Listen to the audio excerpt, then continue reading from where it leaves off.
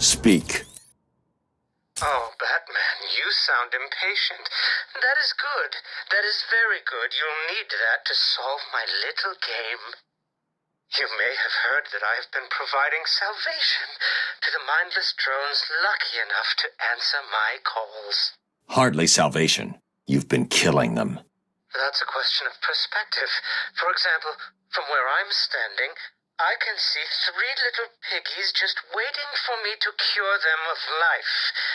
From their perspective, I'd imagine they see things differently. If you hurt them, Zsasz, I will hunt you down. I bet you will. But first, a little game. Right now, somewhere in Arkham City, there's a phone ringing. I know it's a big place, but you need to find it. Take too long, and I kill these piggies. And don't try anything clever. I had a friend help me bounce the signal through every relay from here to Bloodhaven. You'll never find me. Now hang up that phone and start running. Ring, ring, ring, ring.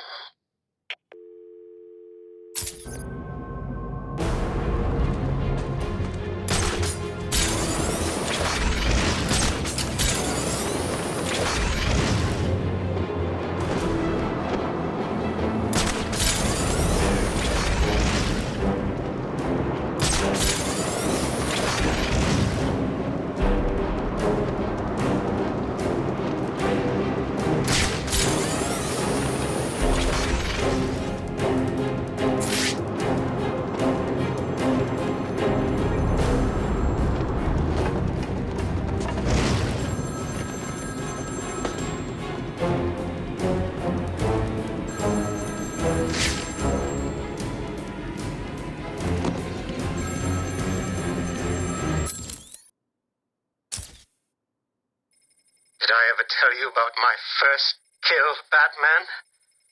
No? As I am sure you are aware, my parents were dead and I was rich. So rich I could have anything I wanted, but of course, all I wanted was them back. I now know that that was impossible, of course, that their death served a higher purpose. But back then, I had yet to experience the joy of cold steel cutting through warm flesh. I had no idea how I could save these people from the relentless misery of their existence. You should have stayed that way. Really? Then I'll stop now. Find another telephone, Batman. Goodbye.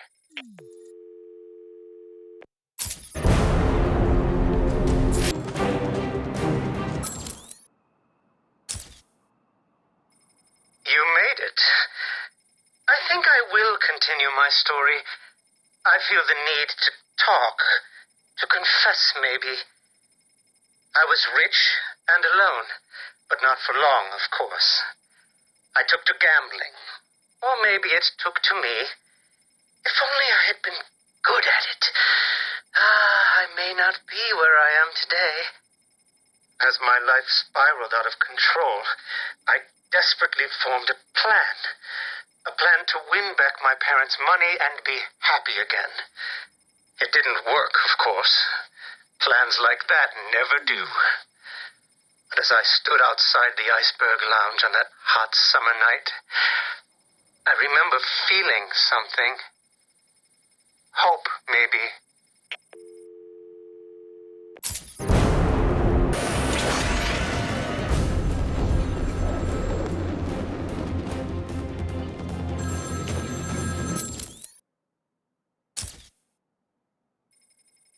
The Iceberg Lounge was crawling with the disgusting flesh of humanity.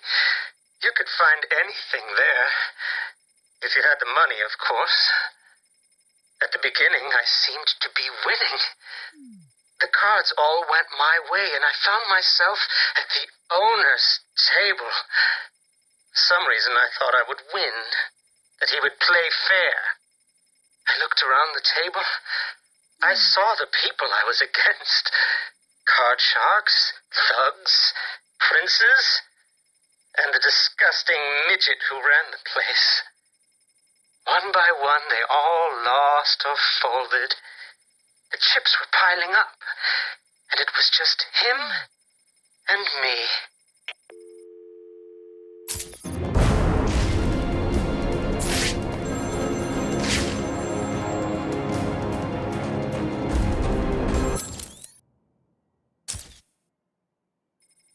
They called him the Penguin, even back then. He had both eyes, of course. That little accident hadn't happened yet. And both of them were looking at me when I put down my cards. 6 of clubs. The 6 of diamonds. Oh, he looked scared. He leaned forward, and I could smell the cigar stench on his breath. The 6 of spades, and finally, the 6 of hearts. I felt good. And then he started laughing. He belched out smoke, and he put his cards down on the table. Card by card, my heart sank. A 3, a 4, a 5, a 6, a damn 7! Straight flush ended me there. I was lost and thrown out into the city to die, penniless.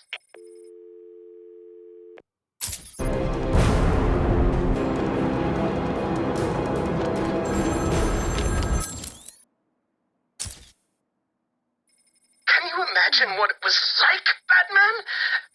I was numb. I'd lost everything, and I was alone, crying like a baby staggering through the streets of this city, until I found the answer that I had been looking for. I stood there on the Sprang Bridge, looking out at the sea. I felt the warm breeze on my skin, and it felt right. I looked down and imagined myself falling into the blissful arms of my mother. And then he appeared.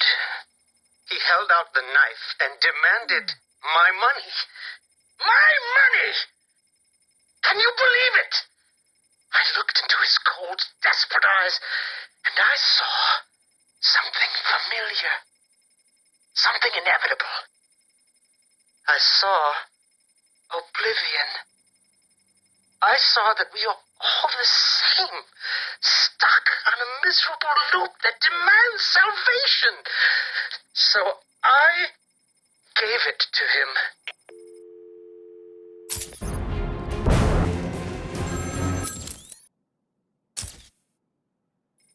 Can you imagine the vagrant surprise when I grabbed his knife from his hands? It was instinctive. It was beautiful. In one movement, I sliced out his throat and gave him the gift of salvation. It happened so fast, but I felt every joyous sensation.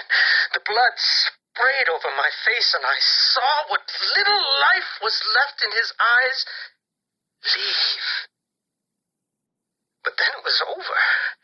I felt lost.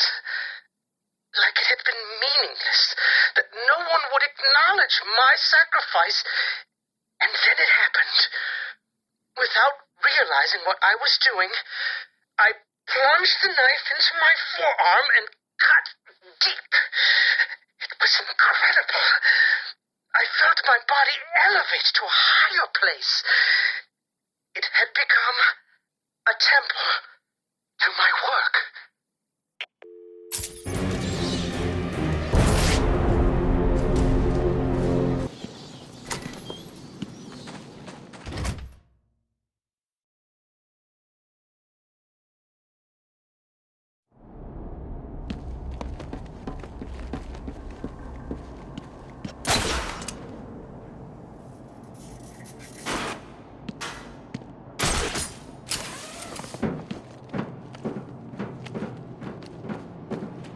Can you feel the time approaching, little pigs?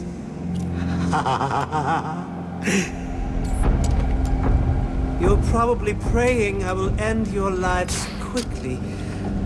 I won't.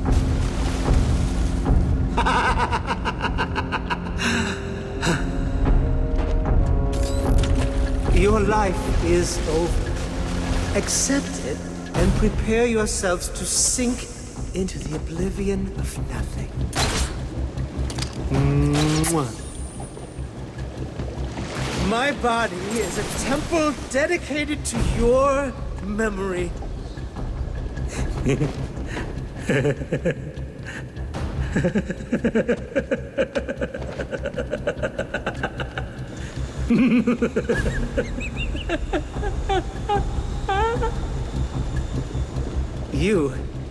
You I will gut like a fish.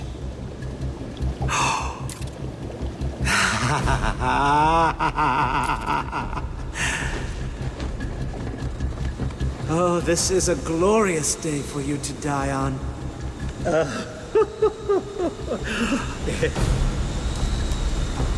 Soon, I will... This is all too much fun, isn't it, piggies? I'm enjoying myself so much. Come on! Where are you? Don't worry. He'll fail. This time... What are you playing at, Batman?